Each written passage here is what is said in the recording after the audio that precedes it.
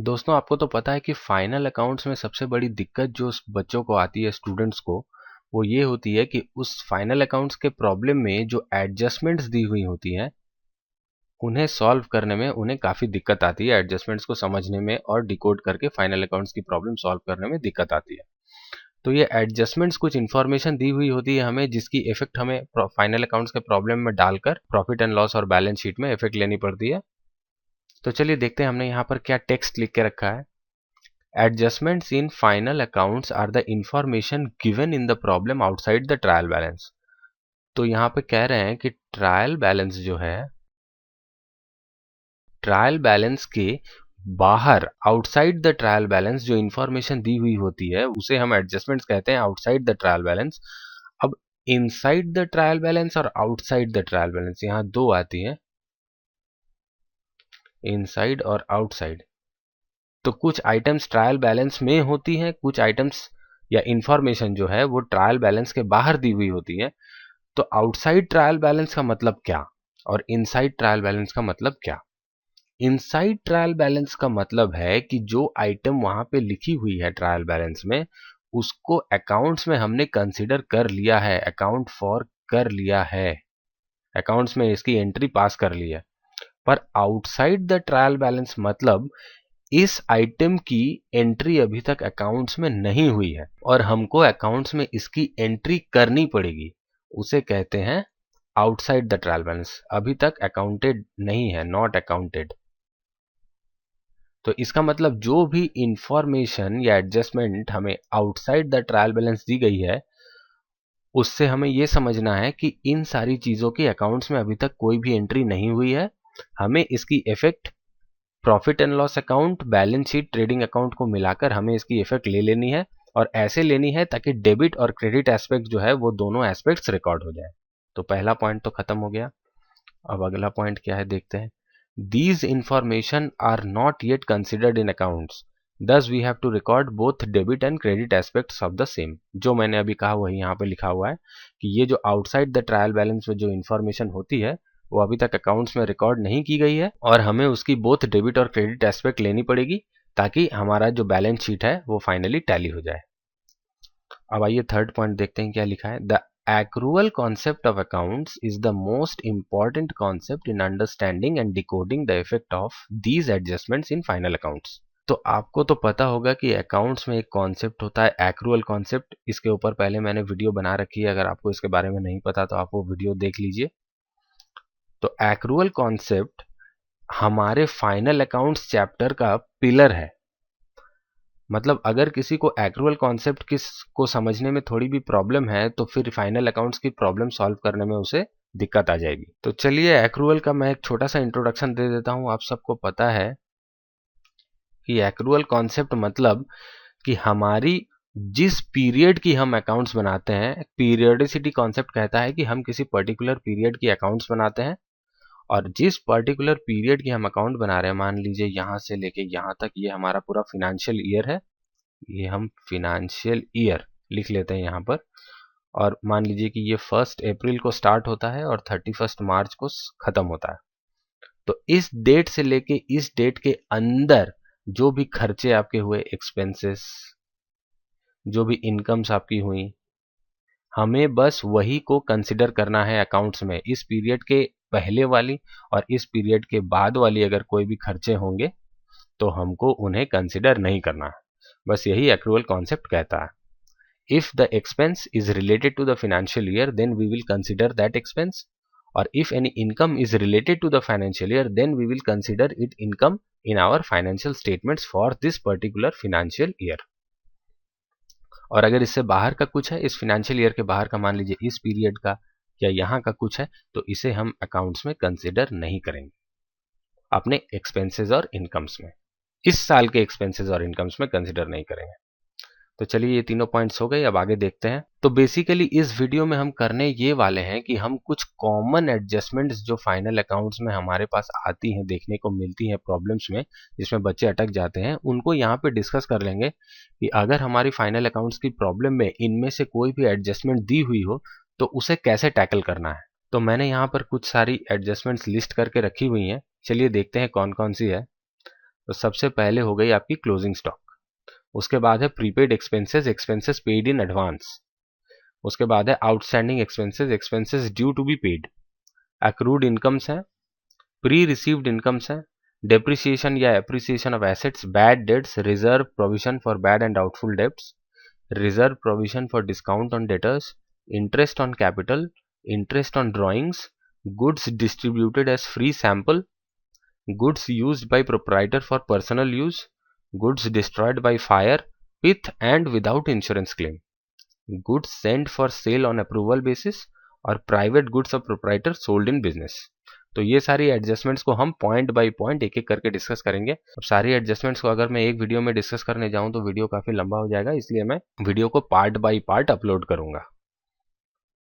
अब चलिए पहला वाला जो क्लोजिंग स्टॉक वाला है उसे देखते हैं। तो फर्स्ट एडजस्टमेंट जो हर फाइनल अकाउंट के प्रॉब्लम में आती है वो है क्लोजिंग स्टॉक।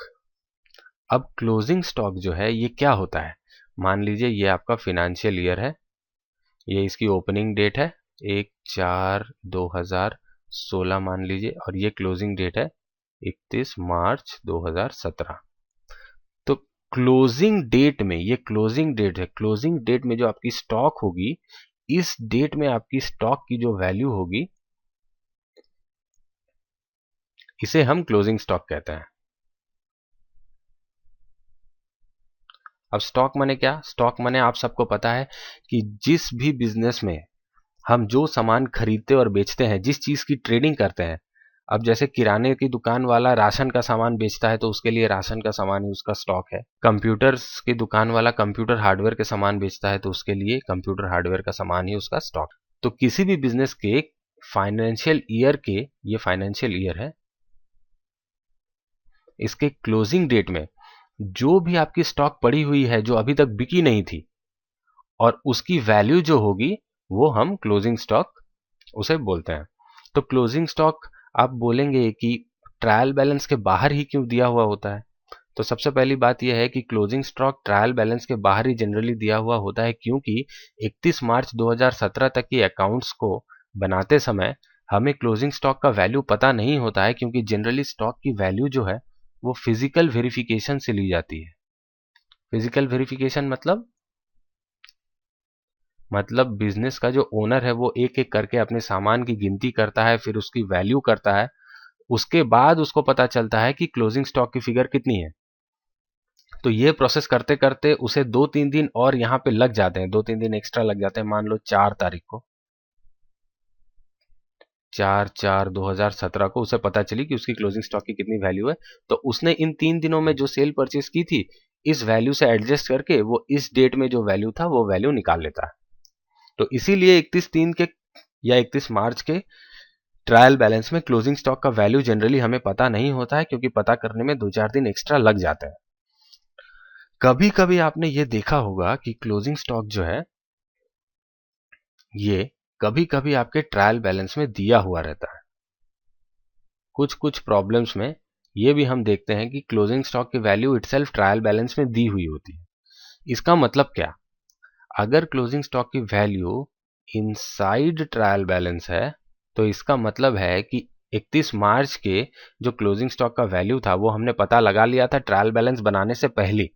ट्रायल बैलेंस को जिस दिन हमने बनाया उससे पहले ही हमें क्लोजिंग स्टॉक की वैल्यू पता चल गई थी और हमने इसकी एंट्री जो है वो अकाउंट्स में ले लिया। तो अकाउंट्स में अगर एंट्री ले ली है तो क्या एंट्री ली होगी, हमने जो एंट्री ली होगी वो होगी, मैं बताता हूं आपको एंट्री क्या होगी, closing stock account debit to purchase account. मान लीजिए आपका क्लोजिंग स्टॉक की वैल्यू आई थी 1000 रुपीज, तो यहां पर एंट्री हमने ली होगी closing stock account debit 1000 to purchase 1000। अब आप बोलेंगे कि सर क्लोजिंग स्टॉक तो एसेट है उसको डेबिट कर दिया, ठीक है, पर परचेज को क्यों क्रेडिट किया, परचेज तो आपकी एक्सपेंस है वो तो डेबिट होनी चाहिए, यहाँ पर परचेज को क्यों क्रेडिट कर रहे हैं। तो मैं बोलता हूं इसका कारण मैं आपको बताता हूं, इसका रीजन क्या है कि देखिए ये जो क्लोजिंग स्टॉक है ना ये आपका वही माल है जो आपने परचेज किया था, ठीक है, और ये ईयर के एंड डेट में इस डेट में बिका नहीं है, ये ईयर के एंड डेट में बिका नहीं, ये परचेज तो विद इन द ईयर ही हुआ था, ये परचेज हुआ था विद इन द ईयर, पर इस डेट पे बिका नहीं। तो आपकी जो पूरे साल की जो परचेज आपने रिकॉर्ड करके रखी थी यहां पर इस पूरे साल की, इसमें ये क्लोजिंग स्टॉक वाला फिगर भी इंक्लूडेड ही था। अब जब साल के एंड डेट में आप देख रहे हो कि इतना माल तो मेरा बिका ही नहीं जो हमने परचेज किया था, तो क्या आप इसको अपने एक्सपेंसेस में इंक्लूड करोगे? आपको नहीं करना, क्योंकि मैचिंग कॉन्सेप्ट ये कहता है, या एक्रूअल कॉन्सेप्ट भी मैंने जो आपको बताया कि आपको सिर्फ इस पीरियड की ही एक्सपेंसेस लेनी है। अब इस पीरियड में जितने गुड्स सेल हुए हैं आपको सिर्फ उनकी परचेज कॉस्ट को अकाउंट्स में कंसिडर करनी है। तो मान लीजिए अगर आपने पूरा 10,000 का परचेज किया था, एक एग्जांपल लेते हैं हम, चलिए पूरे साल में हमने 10,000 का परचेज किया था और हमारा क्लोजिंग स्टॉक जो है वो 1,000 का रह गया, 1,000 का क्लोजिंग स्टॉक रह गया, मतलब हमारे कितने गुड्स इस परचेज में से हमारे कितने गुड्स बिके? 9,000 के गुड्स बिके।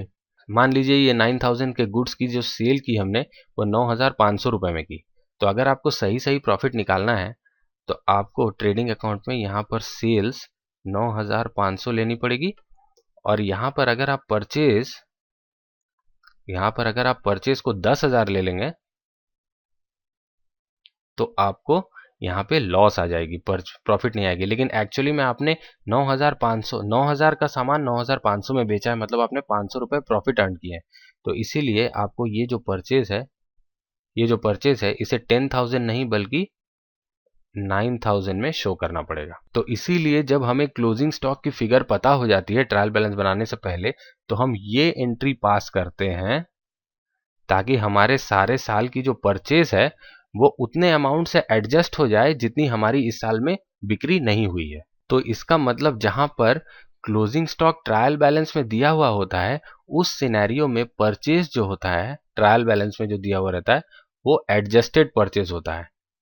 आपको मेंशन किया हुआ रहेगा कि परचेज एडजस्टेड हुई है। किस चीज से एडजस्ट हुई है? क्लोजिंग स्टॉक के फिगर से एडजस्टेड है परचेज की फिगर। तो आशा करता हूं आपको ये पॉइंट समझ में आया होगा। और जहां पर ये तो हमने डिस्कस किया कि क्लोजिंग स्टॉक ट्रायल बैलेंस के अंदर दी हुई है, तो इसका हमको क्या इफेक्ट देना है अकाउंट्स में? अगर क्लोजिंग स्टॉक आपके ट्रायल बैलेंस के अंदर दी हुई हो तो इसका इफेक्ट कुछ नहीं होगा, बस सिंपली इसको ले जाके क्लोजिंग स्टॉक के एसेट साइड में पुट कर दीजिए, क्लोजिंग स्टॉक बैलेंस शीट के एसेट साइड में। ठीक है, और कहीं पर कोई एंट्री करने की जरूरत नहीं है। ट्रायल बैलेंस में दिया हुआ है तो सीधा क्लोजिंग स्टॉक को उठाओ और बैलेंस शीट के एसेट साइड में लिख दो। अब आप कहोगे ट्रेडिंग अकाउंट के क्रेडिट साइड में क्यों नहीं लिखेंगे? ट्रेडिंग अकाउंट के क्रेडिट साइड में इसलिए नहीं लिखेंगे क्योंकि आपकी परचेज जो आप ट्रेडिंग अकाउंट में ले जाओगे ट्रायल बैलेंस से वो ऑलरेडी एडजस्टेड परचेज है। अब इस चीज को समझाने के लिए मुझे एक और एग्जांपल लेना पड़ेगा। मान लीजिए जो पहले हमने ट्रेडिंग अकाउंट बनाई थी, इस एग्जांपल को देखते हुए वो कैसी थी। परचेज हमने लिया था 10,000 और सेल्स 9,500। तो अगर आपको आपका क्लोजिंग स्टॉक जो है वो ट्रायल बैलेंस में नहीं दिया हुआ होता तो आपका ये सिनेरियो होता, परचेज 10,000 होता, सेल्स 9,500 होता, और क्लोजिंग स्टॉक आपको बाद में पता चलता कि 1,000 रुपए का है। तो आपको प्रॉफिट डिराइव करने के लिए क्लोजिंग स्टॉक को यहां पे लिखना पड़ता। यहां पर आप 1,000 लिख देते तो आपकी प्रॉफिट आती 10,500 और यहाँ 10,000 है तो आपकी प्रॉफिट आती है बैलेंसिंग फिगर 500, जो आपकी यहां पर भी आ रही है। आप देख लीजिए 9,500 से अगर आप परचेज 500 घटाएंगे तो आपकी ग्रॉस प्रॉफिट जो है वो 500 रुपए ही आएगी, जो कि यहां भी आई है। तो डिफरेंस यही है कि अगर आपका क्लोजिंग स्टॉक ट्रायल बैलेंस में दिया हुआ है, इसका मतलब आपका परचेज एडजस्टेड होगा। जैसे कि इस केस में परचेज 9,000 था, मतलब क्लोजिंग स्टॉक की वैल्यू इसमें ऑलरेडी एडजस्ट की हुई थी, इसलिए हमें ट्रेडिंग अकाउंट के यहाँ क्रेडिट साइड में और क्लोजिंग स्टॉक लिखने की जरूरत नहीं पड़ी, क्योंकि परचेज से ये ऑलरेडी घटाया हुआ था। पर जहां पर क्लोजिंग स्टॉक आपके ट्रायल बैलेंस के बाहर दिया हुआ है, इंफॉर्मेशन में दिया हुआ है, वहां पर आपको ट्रेडिंग अकाउंट में क्लोजिंग स्टॉक को क्रेडिट साइड में लेना पड़ेगा, क्योंकि परचेज की फिगर में वो इंक्लूडेड है। तो उससे एक्सक्लूड करने के लिए आप यहां पर भी लेस करके दिखा सकते हैं, पर वो एक अलाउड प्रोसीड्योर नहीं है। इफेक्ट सेम ही रहेगा पर वो अलाउड प्रोसीड्योर नहीं है, आपको क्लोजिंग स्टॉक को ट्रेडिंग अकाउंट के क्रेडिट साइड में ही दिखाना पड़ेगा। तो ये थी क्लोजिंग स्टॉक के बारे में डिस्कशन। तो चलिए एक बार सफाई से इस पूरे आइटम को डिस्कस कर लेते हैं। तो क्लोजिंग स्टॉक की फिगर के केस में दो सिनेरियोज हैं, एक आपका है इनसाइड ट्रायल बैलेंस और एक है आउटसाइड ट्रायल बैलेंस। अगर आपका इनसाइड ट्रायल बैलेंस है तो सिर्फ एक इफेक्ट है, आप बैलेंस शीट के एसेट साइड में इसे लिख दीजिए बस। और अगर आउटसाइड ट्रायल बैलेंस है, मतलब अकाउंट्स में एंट्री अभी तक नहीं हुई है, तो हमें डेबिट और क्रेडिट एस्पेक्ट दोनों को ठीक करने के लिए दो जगह पर आपको इसकी इफेक्ट डालनी पड़ेगी। एक तो आपकी होगी ट्रेडिंग अकाउंट के क्रेडिट साइड में, क्रेडिट साइड, और दूसरी आपकी होगी सेम इसके जैसी बैलेंस शीट के एसेट साइड में। एक और बात मैं आपको बता दूं, क्लोजिंग स्टॉक की जो एडजस्टमेंट है उसमें अगर ये आपको लिखा हुआ रहे कि मान लीजिए क्लोजिंग स्टॉक जो है उसकी कॉस्ट है 10,000 रुपए और मार्केट वैल्यू है 9,800 रुपए, तो आपको इन दोनों में से जो कम है, लोअर, उसे लेना है। क्योंकि ये accounting standard 2 institute of chartered accountants of India की तरफ से इशू की हुई अकाउंटिंग स्टैंडर्ड 2, जिसे वैल्यूएशन ऑफ इन्वेंट्री कहते हैं, नाम लिख देता हूं यहां पे, वैल्यूएशन ऑफ इन्वेंटरी। इन्वेंट्री मतलब स्टॉक होता है, इन्वेंट्री मतलब होता है स्टॉक। तो वैल्यूएशन ऑफ इन्वेंट्री AS2 ये हमको ये कहता है कि क्लोजिंग स्टॉक की अगर कॉस्ट आपकी 10,000 है और मार्केट वैल्यू, या इसे हम नेट रियलाइजेबल वैल्यू भी कहते हैं NRV, उन दोनों को कंपेयर करके देखना पड़ेगा। और ये किस डेट में कंपेयर कर रहे हैं हम? क्लोजिंग डेट, फिनेंशियल ईयर के क्लोजिंग डेट में। अगर कॉस्ट आपकी मार्केट वैल्यू से ज्यादा है तो आपको मार्केट वैल्यू को कंसीडर करना पड़ेगा, और अगर आपकी कॉस्ट मार्केट वैल्यू से कम है तो आपको कॉस्ट कंसीडर करना पड़ेगा। मतलब इन दोनों में से जो लोअर है उसे आपकी बैलेंस शीट में लेनी है वैल्यू। अब ऐसा क्यों हो रहा है? क्योंकि अकाउंट्स में हम एक कॉन्सेप्ट फॉलो करते हैं, कंजर्वेटिज्म। कंजर्वेटिज्म क्या कहता है? इसे प्रूडेंस भी कहते हैं बाय द वे। ये क्या कहता है कि अगर आपको कोई लॉस दिखाई दे रहा हो कि ये लॉस मुझे होगा, तो उस लॉस की बुकिंग ले लो, उसको रिकॉर्ड कर लो। तो यहां पर क्या लॉस आपको दिखा रहा है? ये क्लोजिंग स्टॉक जो है ना, ये हमारा वेरी शॉर्ट टर्म एसेट है, जो हमने बिजनेस में सामान बेचने के लिए रखा है। ये सामान, अब जो सामान आपने 10,000 में खरीदा था, अब उसकी मार्केट में वैल्यू 9,800 है। आपको पता चल चुकी है कि ये जो आइटम आपके पास पड़ा हुआ है, ये है तो 10,000 का, बस 10,000 में बिकेगी नहीं, बिकेगी 9,800 में ही। तो इन दैट केस आप क्या करोगे? 9,800 में बिकेगा, फिर भी क्या आप इसे 10,000 पे दिखाओगे अकाउंट्स में? क्या फायदा 10,000 में दिखाने का? माल तो बिकेगा 9,800 का ही, पैसे तो 9,800 से ज्यादा मिलने वाले हैं नहीं। तो इसको आप अगर अकाउंट्स में 10,000 में दिखा भी दोगे तो आपका क्या फायदा? ये तो आपकी मिस स्टेटमेंट हो जाएगी अकाउंट्स की। अगर आप इसको 10,000 पे दिखाते हो तो मिस स्टेटमेंट, आपकी प्रॉफिट ज्यादा हो जाएगी, जो कि नहीं होनी चाहिए। तो इसलिए हम जो रियलाइजेबल वैल्यू होगी उसी को दिखाएंगे। लेकिन अगर उल्टा होता है, मान लीजिए आपका कॉस्ट ये हो गया 10,000, पर इसकी जो नेट रियलाइजेबल वैल्यू या मार्केट वैल्यू ये हो गई 12,000।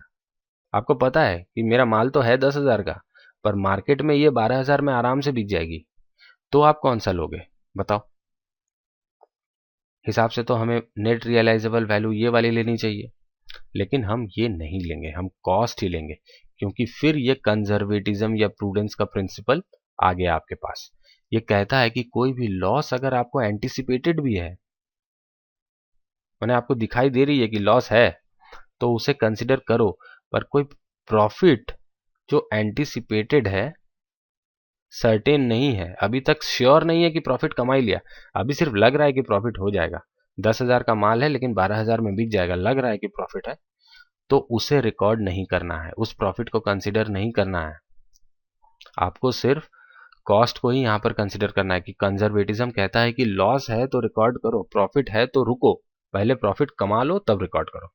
तो जब आप इस 10,000 वाले कॉस्ट के क्लोजिंग स्टॉक को जब आप एक्चुअली में 12,000 में बेच देंगे, तब तो आपकी 2,000 की प्रॉफिट रिकॉर्ड हो ही जाएगी। इसीलिए पहले से इसे 12,000 में नहीं दिखा सकते। ये कंसेप्ट ऑफ कंजर्वेटिज्म या प्रूडेंस जो भी कहो, ये हमें बताता है। तो आशा करता हूँ क्लोजिंग स्टॉक से रिलेटेड आपको और कोई दिक्कत नहीं आनी चाहिए। बड़ी ही इजी सी एडजस्टमेंट है जिसे आप आराम से फॉलो कर सकते हैं। तो फाइनल अकाउंट्स के एडजस्टमेंट्स के वीडियो का पार्ट 1 मैं यहीं ख़त्म करने वाला हूँ। अगर आपका कोई भी सवाल या आपका कोई भी सुझाव हो तो आप नीचे कमेंट सेक्शन में कमेंट कर सकते हैं, और आगे भी दूसरे पार्ट्स को देखने के लिए मेरे चैनल को सब्सक्राइब कर लें, और इस वीडियो को अगर आप शेयर करना चाहें तो शेयर करके हमारी थोड़ी सी मदद कर सकते हैं। इस वीडियो को देखने के लिए आपका बहुत बहुत धन्यवाद। अगले वीडियो में हम फिर आपसे मिलेंगे।